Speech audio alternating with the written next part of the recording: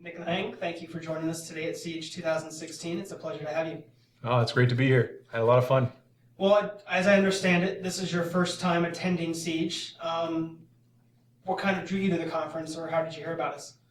Well, I've always known about Siege. I lived in the South. I lived in Orlando for about 11 years, so I always knew about it, but I'd never had a chance to come up here. I guess I had to fly away to go live in Washington to get the right invite to come down.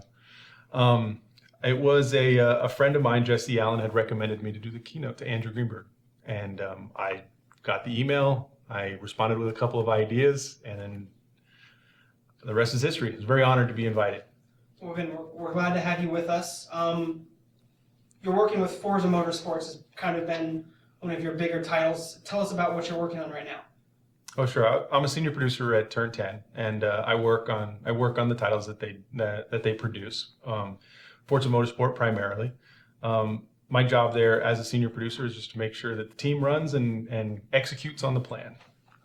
So when you mentioned working with the team, I know you've done work with EA before. You're with Microsoft now. Mm-hmm. You've worked with teams 2-3 people all the way up to 200. Right. What are some of the challenges between working with smaller groups versus larger groups?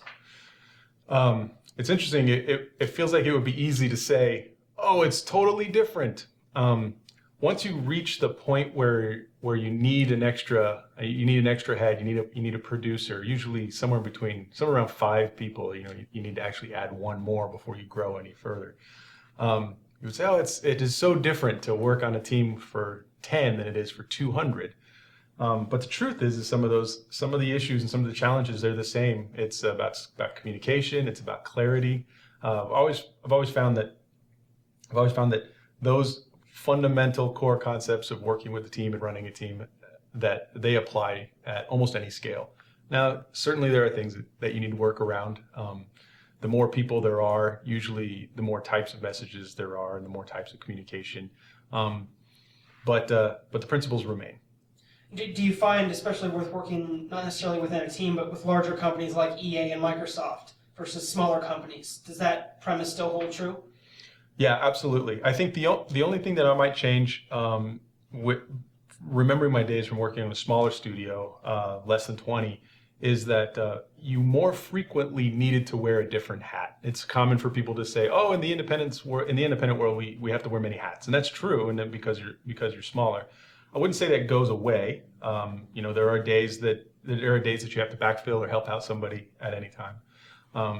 But it's probably less frequent on a large-scale AAA title than it is with a smaller title. Okay. And you mentioned wearing a different role or wearing a different hat or having a different role in these smaller studios versus a larger one. You've held numerous hats. Yeah, You've sure. done a lot of these roles. What has been your favorite so far? Producer. Producer? Yeah.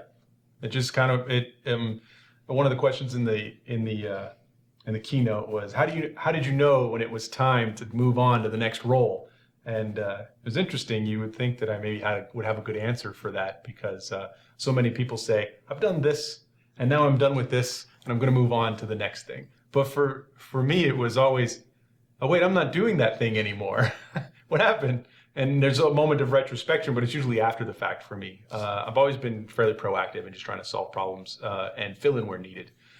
And I think that's probably one of the reasons that has one of the things that's served me in being successful as a producer, because I've kind of made the rounds.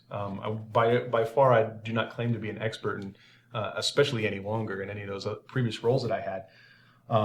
But I'm very proud, and I find that experience really helpful.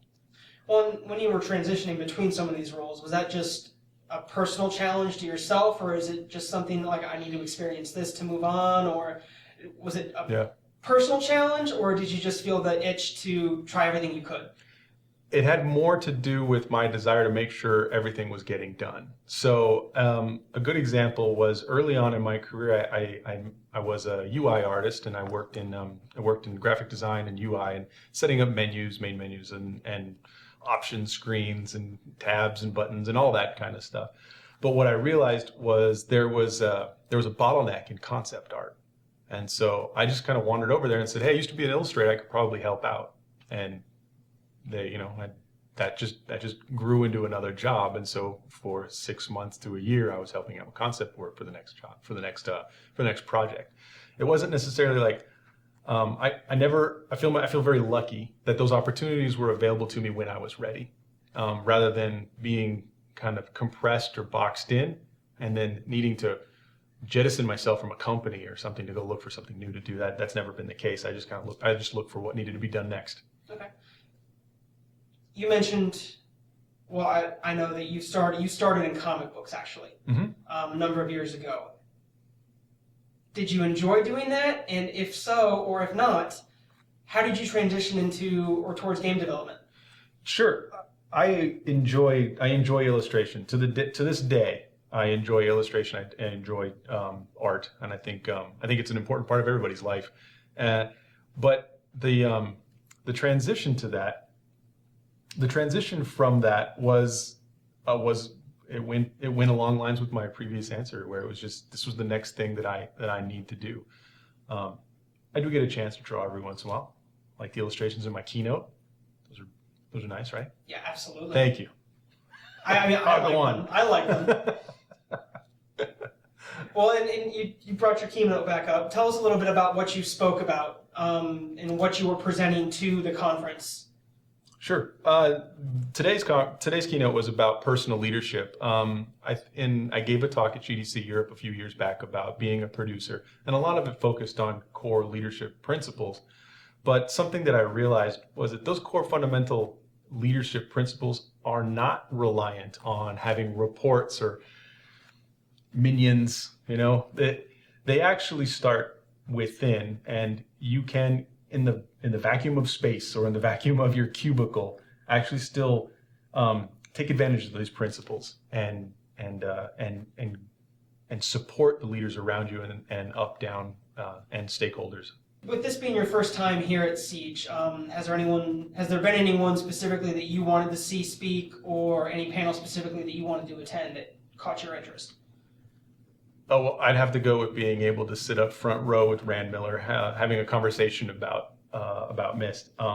Embarrassingly, I only found out last night that he's located in Spokane, Washington.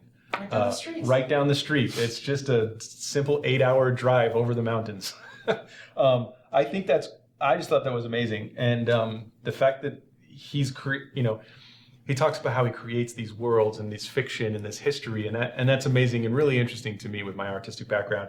But I think it's interesting that I wonder if he knows, this is the question I forgot that I didn't get a chance to ask him. I wonder if he knows that he created a real world of this business and this franchise that runs on the power of the concept of Myst. And he's been able to move outside of that, and he's very proud of some of the work that he's done outside of that. But it's interesting that while his hobby is creating worlds, he's actually creating a real world and a real business, real environment of game design in a place that maybe people wouldn't recognize or wouldn't expect it to be. Well, we live streamed your Keynote this evening. I know you might have been a little nervous about that. Any shaking feelings, or now that it's done, are you relieved? I want you to be serious. Always. Should I read the comments? Absolutely. I don't know if I can do that. Well, we're going to mark this hashtag Rand Miller too, so maybe you might even get an answer to your question. That would be great. Well, Nick, again, thank you for joining us at Siege this year. We'd love to have you back, and I hope you enjoyed your visit down here. Absolutely. I had a great time. Thank you very much.